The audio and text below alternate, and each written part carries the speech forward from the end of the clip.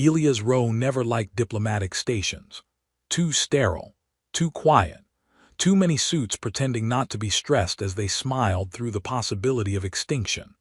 Delphinar Accord Station was no different. Polished floors, scentless oxygen, robotic attendants that offered refreshments with the same deadpan enthusiasm as a tax audit.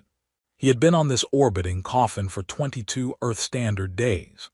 That's 22 days of galactic negotiations, translating political threats into polite metaphors, and drinking something the Ixari called intra-blossom nectar, which tasted suspiciously like spoiled mouthwash. He had 3 suits, one functioning coffee synthesizer, and a datapad full of unsent resignation letters. By day 16, he began referring to himself as Elias the Tired in official correspondence. By day 20, he had started negotiating with the station's vending unit for its last bag of synthetic cheddar chips. But the treaty held. Against all odds, against every bitter history log, the humans and the Ixari signed a peace accord. The entire negotiation ended in an awkward hand wave and a joint press release written in 7 languages, 3 of which used scent trails and 1 that involved temporary tattoos. The galaxy exhaled. And yet, long after the reporters beamed out, after the confetti drones self-destructed, and after Elias congratulated himself with a celebratory nap, she remained. Queen Aledra of the Ixari Empire had not left the station. He noticed her at first because she was sitting in the communal lounge of the diplomatic wing, barefoot, still wearing her formal robes, sipping something pale blue that steamed upward in defiance of gravity. She stared out the viewport toward a planet none of them could name, and her expression was carved from stone and weariness. Elias, dressed in wrinkled sleeves and survival-level sarcasm, paused in the doorway. He debated retreat. Maybe pretend he was sleepwalking, maybe fake a message, maybe. "You're standing like someone who regrets entering," she said, her voice like wind over glass. Her long ears flicked slightly as she turned. "I assume you're not here for my drink." "No," Elias said, "just came to sulk in peace, but clearly royalty has claimed the sulking zone. You negotiated well today." "Thanks, you too. You almost made that general cry." "Very regal." A pause, then to his surprise she laughed. It was short and slightly amused, like someone who hadn't laughed in months and was still deciding whether she liked it. "I have nowhere to sleep," she said abruptly. He blinked. "Don't you have a royal suite?" "My entourage departed. I dismissed them. Politics is easier without ears whispering behind my back." Elias looked at her, really looked. Aledra, Supreme Regent of the 12 Moons, Flame Speaker of the Sapphire Court, War Ender of Genevar. All titles she had listed during the first round of negotiations, none of which helped him remember her birthday last week. She looked exhausted, not fragile, not broken, but exhausted in the way glaciers are tired of melting. "You want my couch?" he asked. She tilted her head. "You would offer it. Technically it belongs to the station, but sure. It's beige, probably made of recycled starship panels, and smells like regret." "I accept." And she did, just like that. He led her to his quarters, modest, cramped, with 2 unwashed mugs and a framed certificate from the Terran Conflict Mediation Institute that read, "Sometimes success means no one died." He cleared the couch, tried to fluff the pillow, it squeaked, and handed her a blanket made of synthetic wool and broken dreams. She sat, removed her circlet, set it on the table next to an unopened energy bar. Then she lay down. Elias, unsure of protocol, offered a glass of water and the emergency chocolate ration. "Thank you," she said, "for this ceasefire of comfort." That might be the most poetic thing anyone said to me in this room. I'm told humans require humor. Shall I attempt a joke? Please do. What do you call a solar flare that does not flare? I don't know. An underachiever. He stared. Then he laughed hard, too hard. Maybe it was exhaustion. Maybe it was the way she looked so proud of herself. But something about the absurdity hit just right. Aledra closed her eyes. Elias Rowe, she murmured, diplomat couch-owner, laughter provider. I have survived assassins and galactic trials, but this is unfamiliar. You'll get used to it, he said. Try not to conquer anything in your sleep. I make no promises. He watched as her breathing slowed, as the tension faded from her shoulders, as the galaxy's most powerful alien queen fell asleep on a couch that had once been rejected by a cargo hauler for being too uncomfortable. He didn't move, not for a while. Instead, he sat in the chair across from her, holding his mug of rehydrated tea, listening to the low hum of the station's artificial gravity stabilizer, and wondering what exactly he'd just started. Because she returned the next night, and the night after, and by the third visit she brought her own pillow. Elias Rowe was brushing his teeth with a mint-flavored paste that also promised to rebalance neural ion channels, courtesy of the station's highly optimistic medical AI, when the door chimed.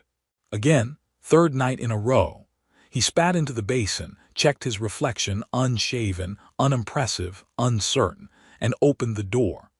Aladra stood there holding a rectangular object wrapped in what looked suspiciously like ceremonial silk. Her long ears twitched with restrained amusement. I've brought a pillow, she said. I see that. It is woven from the hair of Starlians, who only shed during cosmic solstice. It supports both neck and pride. Elias blinked. And here I was, proud of my orthopedic foam. She walked past him like she owned the room, which, in a sense, she kind of did. Galactic royalty had certain entitlements. Still, she set the pillow down on the couch with a reverence that suggested religious relics and maybe a mild pillow cult. He followed her in and casually nudged a stack of files off the table. You know, this is starting to look suspicious. To whom?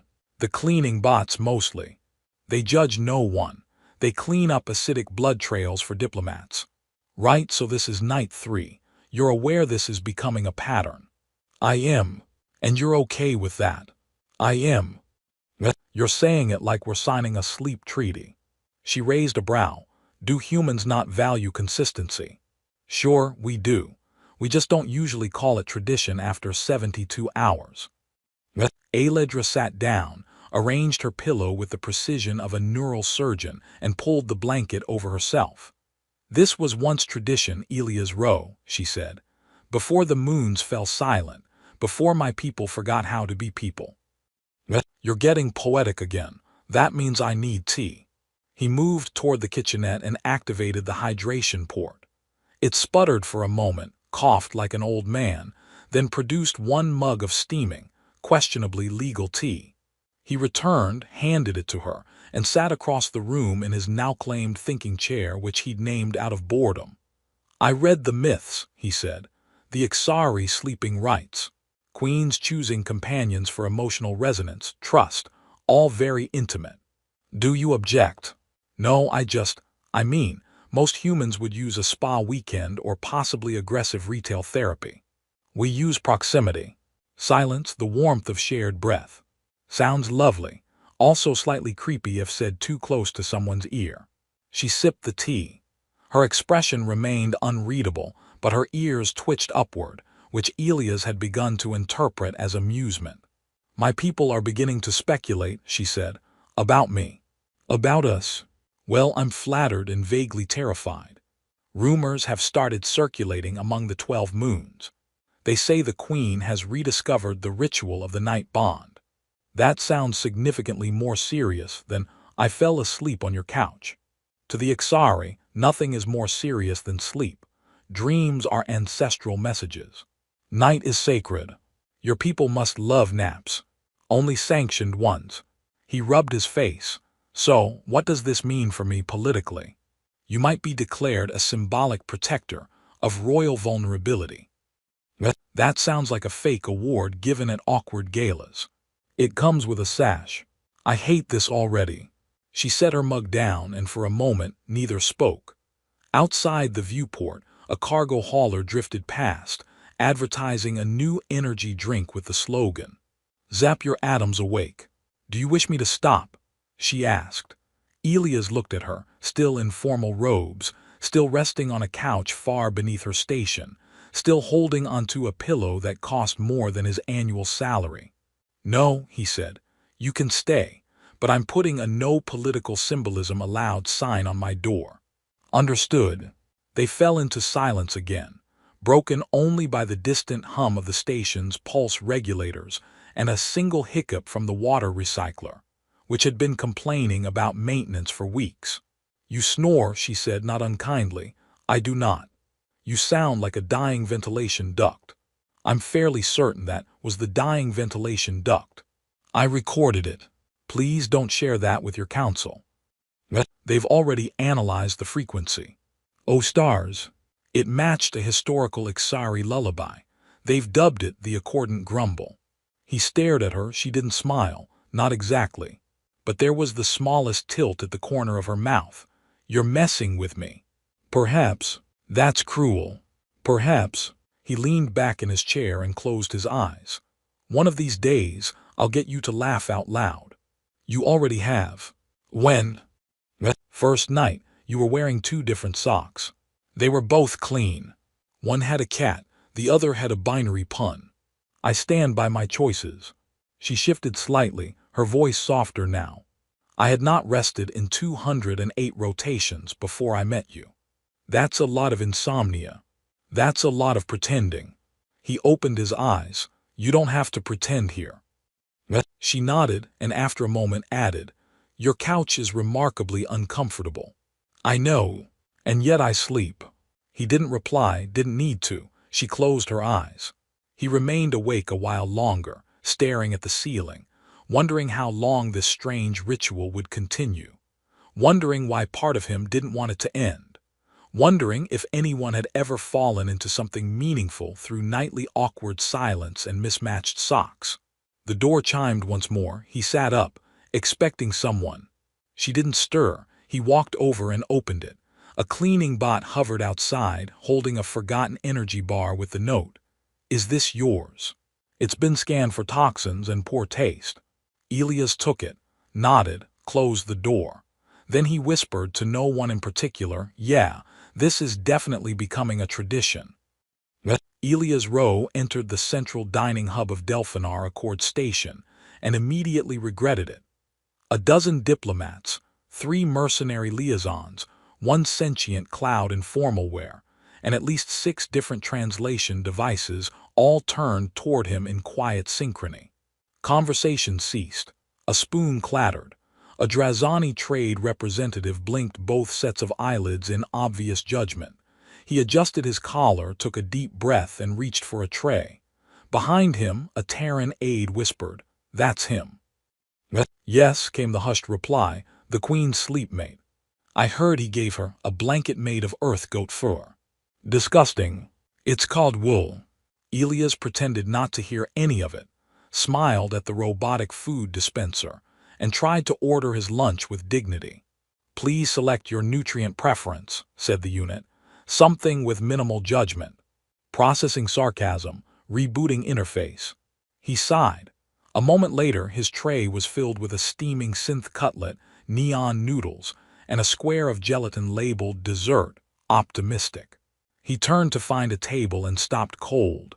Queen Aelidra was seated at the far end of the hall, surrounded by an increasingly alarmed circle of diplomats. She wasn't speaking.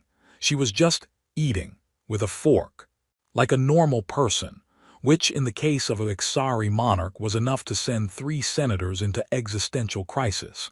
Elias walked over casually. "Majesty," he said, "you know eating in public violates at least 17 unwritten protocols." She looked up, chewing delicately. "Then I shall write them down and promptly ignore them. Respectfully, you're scaring the bureaucrats." "Good, they should fear my noodle technique." He sat beside her. "This is becoming a pattern." "Lunch or your company?"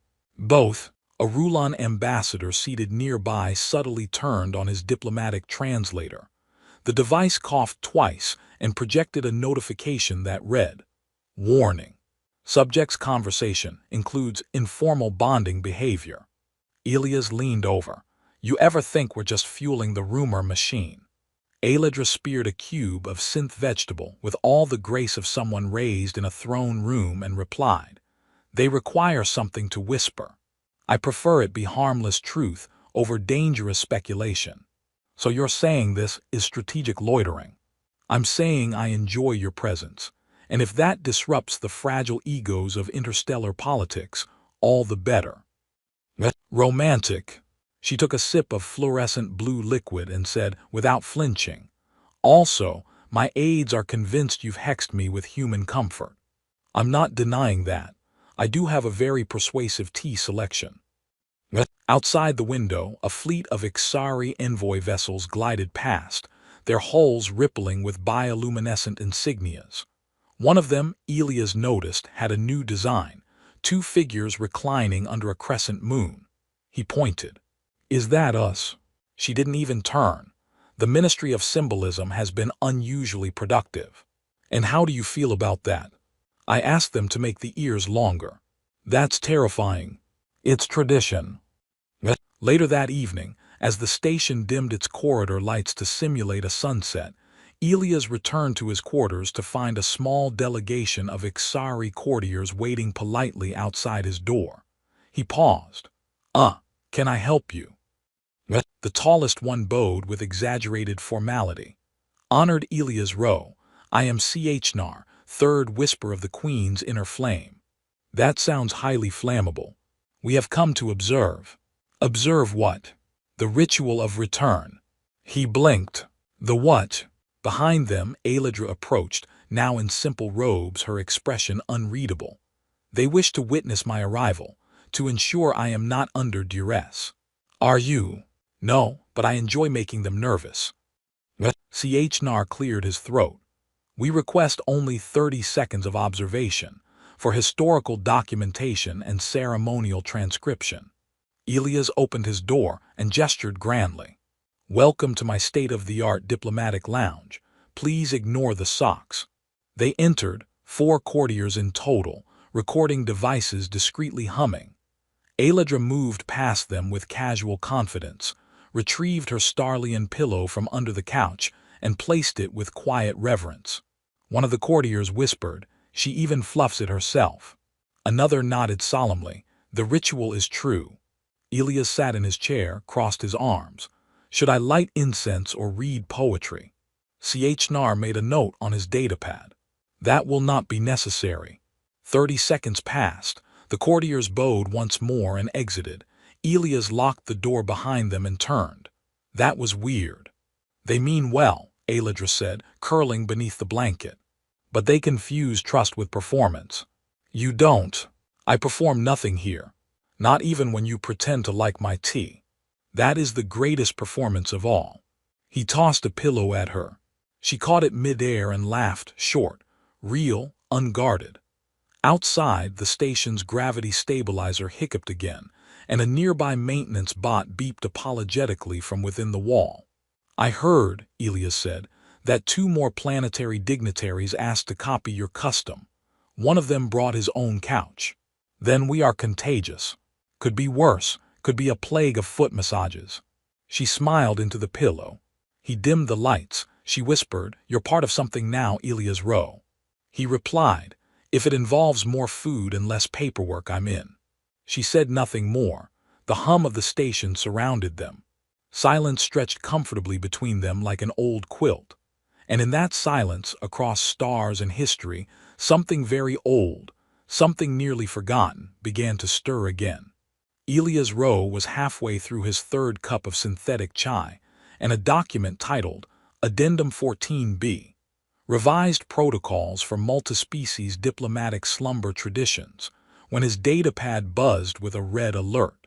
The kind of red alert that meant either someone was trying to blow up the station or someone had double-booked the treaty chamber for karaoke night again. "Let me guess," he said aloud. "Someone tried to formalize bedtime cuddles into law." The screen flickered. A priority communication from the Ixari Internal Broadcast Network filled the interface with an emergency declaration.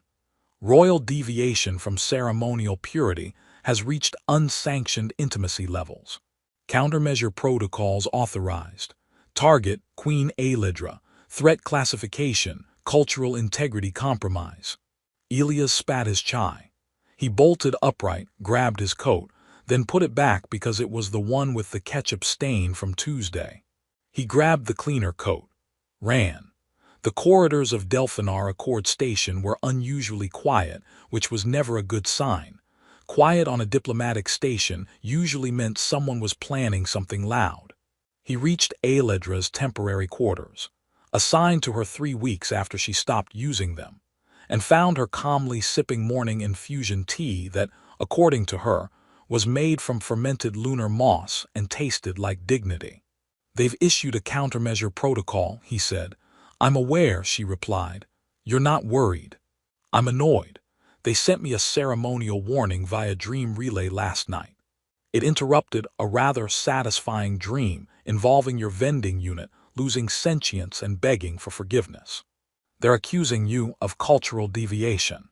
They're accusing me of sleeping on your couch." "Well, when you put it like that, they're invoking the right of purity recall." He paused. "That's not a ritual, that's a power play wrapped in an ancient bedtime story." "Correct, and now, a delegation of purists is en route. With robes and chanting. You're awfully calm for someone about to be yelled at by floating monks." "I'm not concerned about them, I'm concerned about you." "Oh good, so I'll be yelled at with the floating monks." "They may attempt to remove you from proximity." "Well, they're welcome to try, but I've already paid this month's rent." Later that cycle, a shuttle docked with the grace of a judgmental parent arriving at a child's party.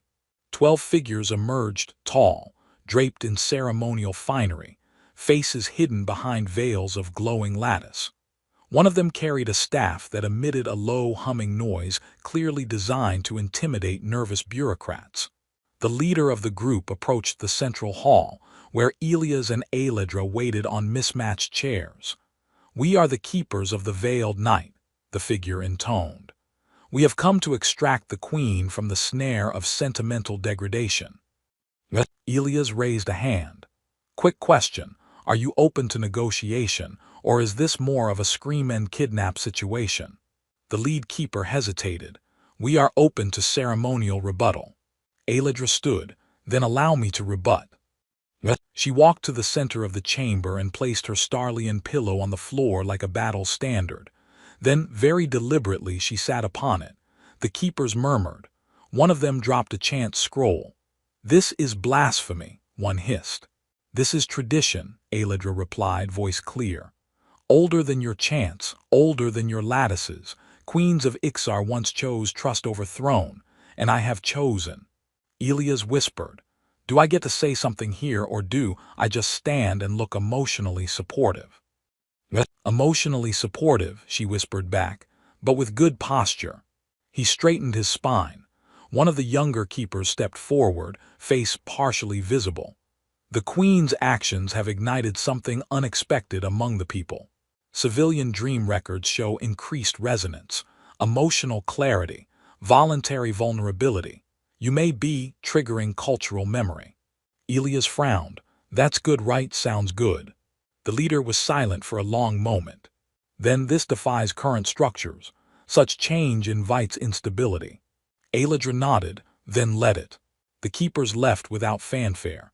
The staff's humming dimmed.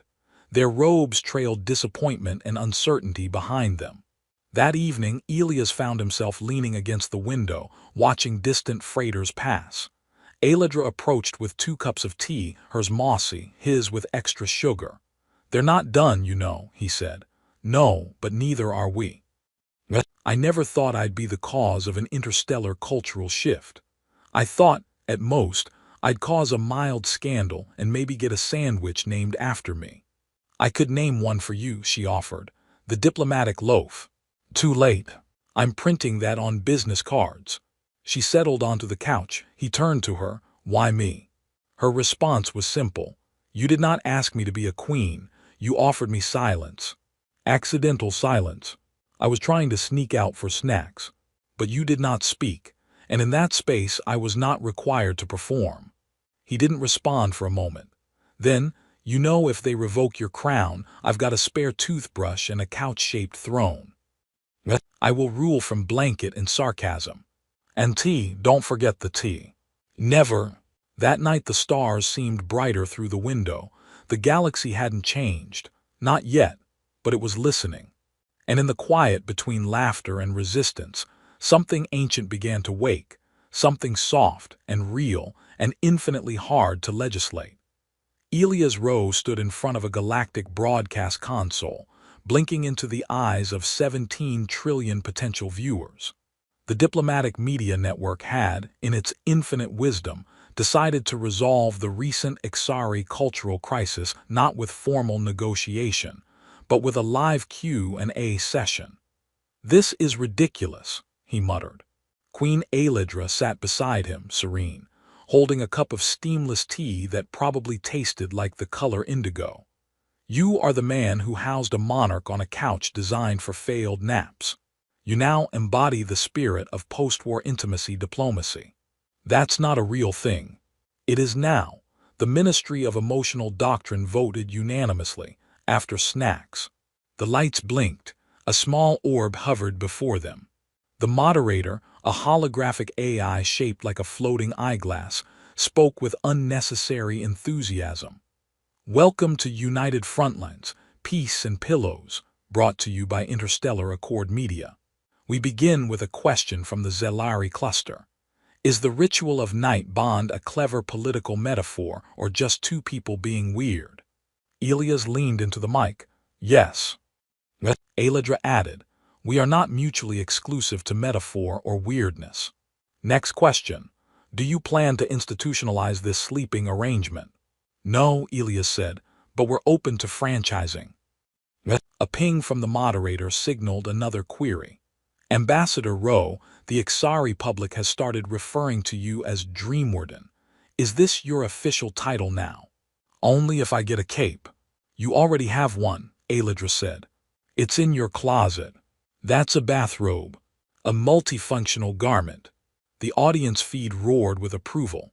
Intergalactic hashtags multiplied. One simply read, "Trust the blanket." By the end of the broadcast, the public approval ratings for both humans and Exari hit a record high. Alidra's numbers among younger generations skyrocketed. Elias received 12 separate proposals from sentient species, 3 offers to run for planetary office, and 1 disturbingly detailed invitation from a cuddle cult. Back on Delphinar Accord Station, the political aftershocks settled in peculiar ways. The Queen's nightly visits, once scandalous, were now institutionalized in soft diplomacy strategy sessions. Other rulers cautiously tried similar rituals. The Emperor of Vorn attempted to sleep beside his chosen confidant, only to discover he snored in ultrasonic. A senator from Redhack initiated a trust ceremony involving synchronized napping and accidentally caused a 6-hour blackout. Progress had its price. Elias received a plaque from the Galactic Alliance for advancement in nonviolent bonding practices. The plaque came with a complimentary pillow. It vibrated when you hugged it. He placed it beside the kettle. One afternoon, Alidra arrived without robes, crown, or entourage. She carried 2 suitcases, 1 datapad, and a plant that she claimed responded to sarcasm. "I've stepped down as active ruler," she said. Elias blinked. "You abdicated the throne." "No, I've reassigned governance to the rotating Council of Moons. It was time." "You okay?" "I'm more than okay, I'm curious." "About?"